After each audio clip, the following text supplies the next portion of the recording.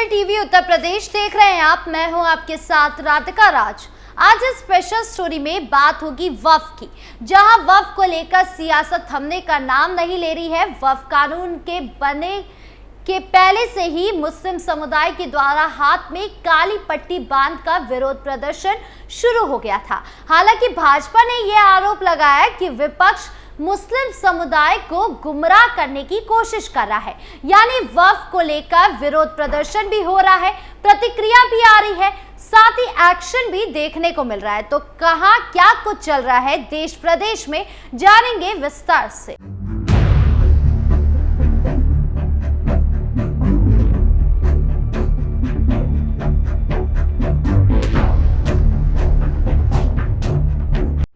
भाजपा वक्फ bill को लेकर मुस्लिम समुदाय को समझाएगी। सबसे पहले बात करें वक्फ बिल के एक्शन की। जैसे ही वक्फ कानून बना, ऐसा लगा मानो किसी ने सीएम योगी के हाथ खोल दिए हो।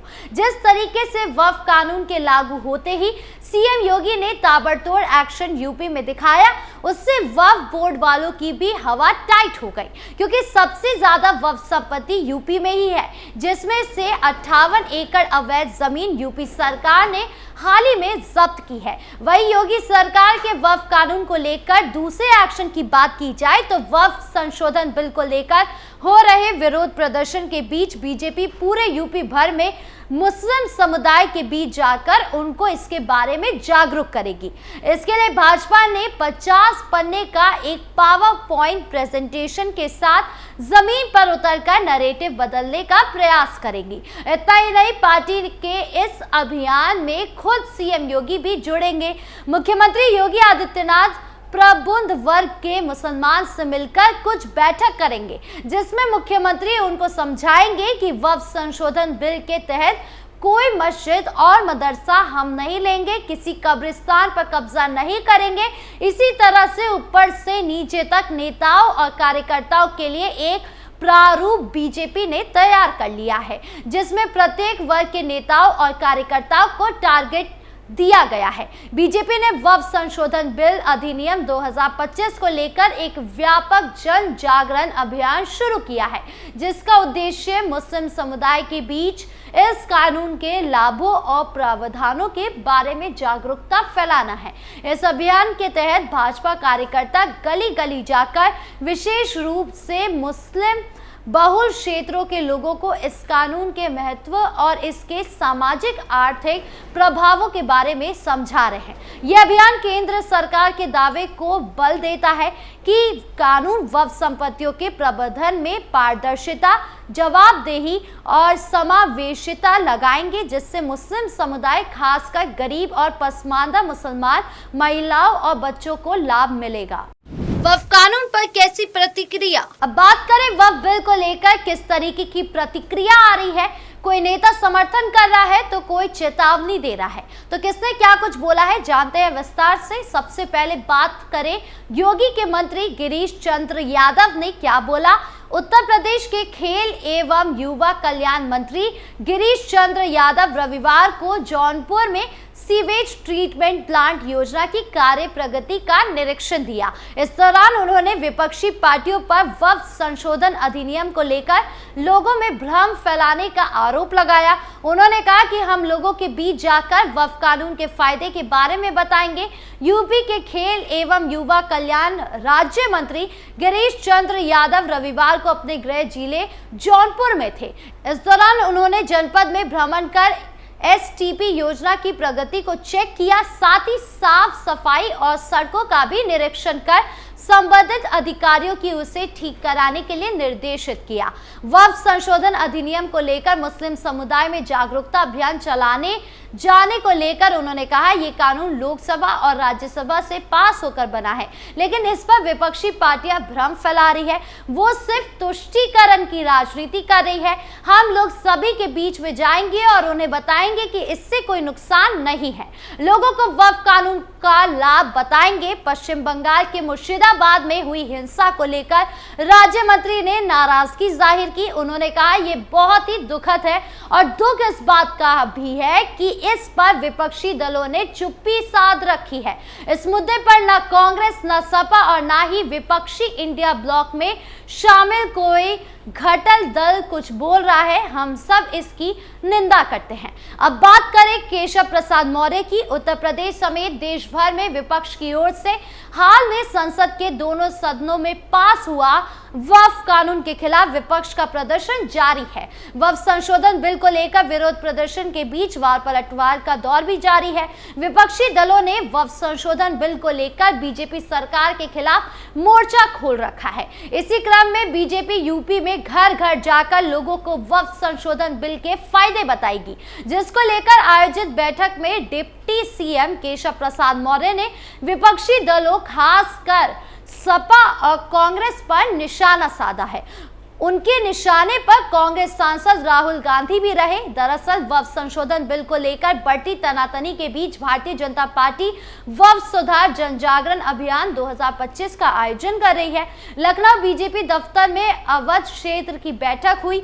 इस बैठक में उप मुख्यमंत्री ने कांग्रेस, सपा और टीएमसी पर जोरदार हमला बोला है। केशव ने कांग्रेस पर देश में और सपा पर यूपी में माहौल खराब करने की कोशिश करने का आरोप लगाया है। उन्होंने वक्फ संशोधन बिल पर कहा कि कांग्रेस पार्टी पूरे देश के अंदर माहौल खराब करना चाहती है। यूपी के अंदर कांग्रेस के मुख्य दरबारी व सपा मुखिया अखिलेश यादव उत्तर प्रदेश का माहौल खराब करना चाहते हैं।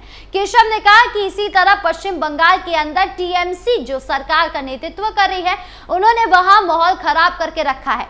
मुर्शिदाबाद में जिस तरह से दंगा हुआ और हिंदुओं की हत्या होने के कारण उन्हें पलायन करना पड़ा है, ये तुष्टीकरण की राजनीति करने वाले दलों की एक साजिश है।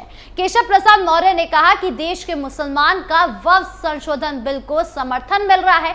उन्होंने कहा कि जहां पर सपा की साइकिल चल जाती है वहां और जहां कहीं भी कांग्रेस का पंजा दिखाई देता है, उन मुस्लिम बूथों पर भी बीजेपी के सुशासन, विकास और वक्फ संशोधन बिल लाने के लिए कमल खिलेगा। साथ ही केशव प्रसाद मौर्य ने कहा कि इस बिल में बदलाव से लाखों गरीब मुस्लिमों की तरक्की का नया रास्ता खुलेगा। तो वहीं गाजियाबाद की लोनी से भाजपा विधायक नंद किशोर गुज्जर ने कहा कि वक्फ की जमीन मुस्लिमों की नहीं बल्कि हिंदुओं की है। मुस्लिम अरब से गधे पर लाद कर इस जमीन को नहीं लाए थे। दिल्ली में वक्फ की अधिकतर जमीनें गुजरों और कुछ जमीन जाटों की है, जिससे हिंदुओं को वापस दिया जाए। विधायक नंद किशोर गुज्जर सोमवार शाम को बागपत के डगरपुर गांव में गुज्जर समाज की बैठक में भाग लेने पहुंचे थे। उन्होंने पत्रकारों से बातचीत में कहा कि पश्चिम बंगाल में हिंदुओं को हिंसा का शिकार बनाया जा रहा है। ममता बनर्जी तुष्टीकरण की राजनीति कर रही है और उन्हें हटाकर वहां राष्ट्रपति शासन लाना चाहिए। इसी के साथ all India Muslim personal law board ने दिल्ली में विरोध प्रदर्शन कर रहा है। उसने वक्फ बचाओ अभियान के नाम से तलाक टोरा स्टेडियम में आयोजन रखा। इसमें इंडियन नेशनल लीग के मोहम्मद सुलेमान भी शामिल हुए। उन्होंने इस दौरान कहा कि आजादी की दूसरी लड़ाई में सब कुछ कुर्बान करने के लिए तैयार रहना चाहिए।